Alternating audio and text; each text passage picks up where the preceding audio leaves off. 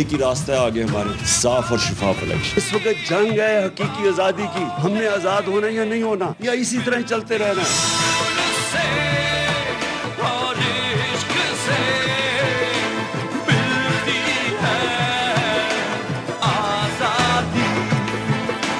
انتخاب یا انقلاب, امپورٹڈ حکومت کے خلاف پی ٹی آئی کی آخری مرحلے کی تیاری.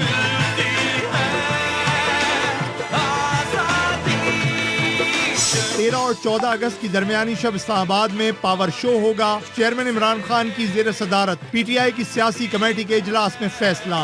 13 اگست کی رات اسلام آباد میں اجتماع ہوگا. 14 اگست کا جشن بھی جلسہ گاہ میں منایا جائے گا.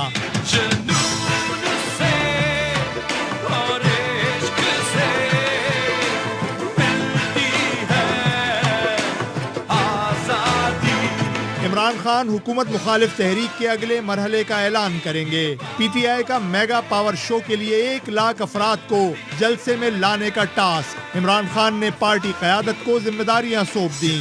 ملک بھر سے قافلے اسلام آباد کی جانب آئیں گے. اجلاس کے شرکاء نے حکومت مخالف جارحانہ حکمت عملی جاری رکھنے پر بھی اتفاق کیا.